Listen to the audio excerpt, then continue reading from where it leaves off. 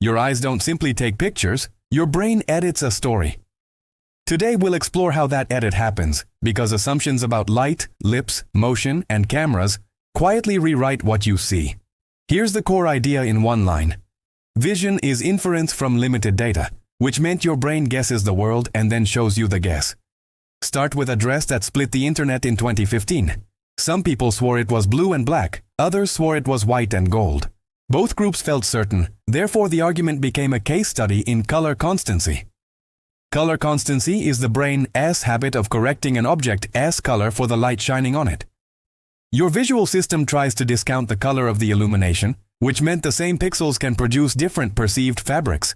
If you assumed the scene sat in bluish daylight or shadow, your brain subtracted blue from the dress and left a white and gold experience.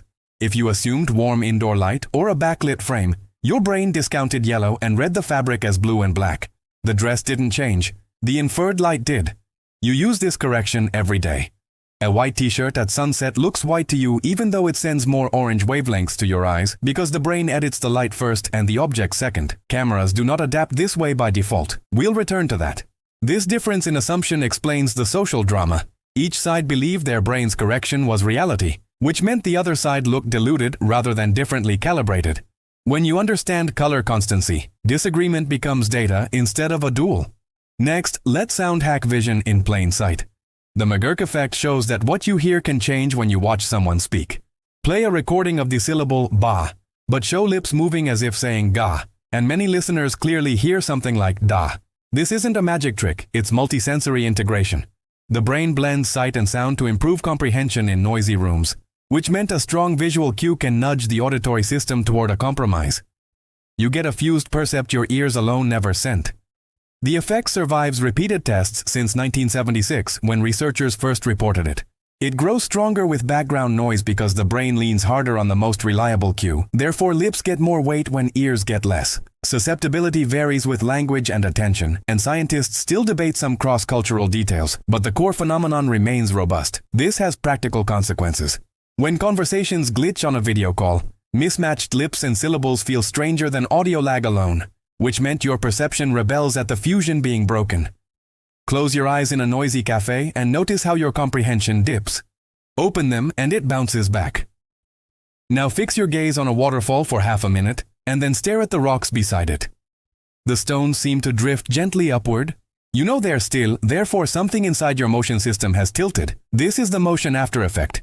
Neurons tuned to downward motion fire hard while you stare, which meant they fatigue relative to neurons tuned to the opposite direction. When you shift to the stationary cliff, the exhausted down channel underreports, the up channel dominates, and the rocks appear to rise. Opposing channels are a common design in the brain. We use them for color pairs like red-green and blue-yellow, and for motion pairs like left-right, up-down, therefore prolonged stimulation skews the balance. Reports of the waterfall illusion date back to the 1800s in Scotland, long before anyone could measure neurons. You can evoke a mild version with scrolling feeds. After minutes of fast downward scrolling, a static page can feel like it floats upward, which meant modern habits reactivate old mechanisms on a smaller scale.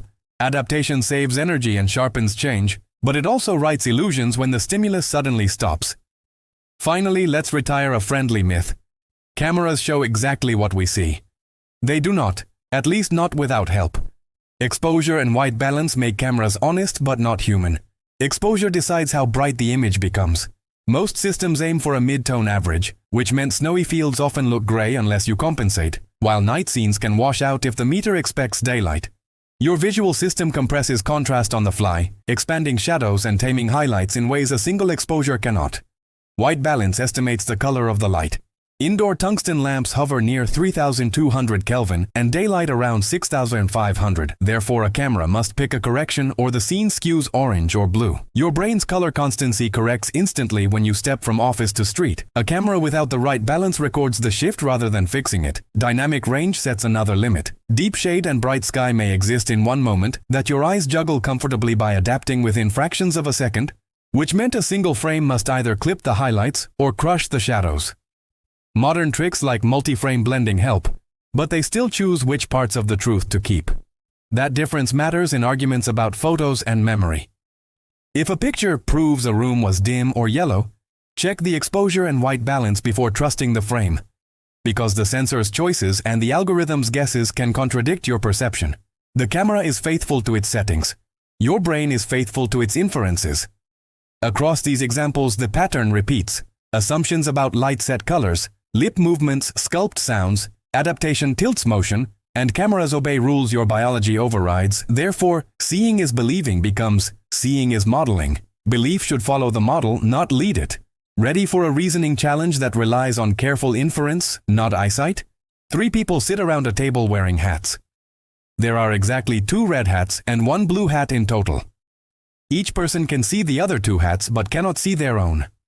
They all know the color counts, which meant everyone knows there are 2 red and 1 blue on the table. No mirrors, no tricks, and no one may signal. A moderator asks in order, "Do you know your hat's color?"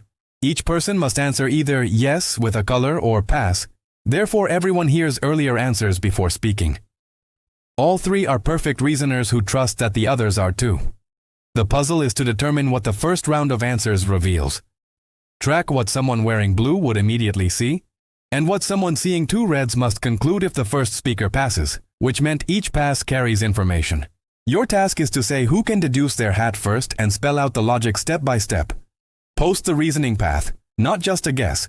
We'll reveal it and highlight the best takes in the next Mind Maze stream. Here's the distilled takeaway. The brain edits reality with smart shortcuts, constancy, fusion, adaptation, and cameras edit with settings. Knowing the edits lets you doubt confidently instead of blindly. If this episode sharpened how you look and listen, subscribe for more mind-stretching journeys each week.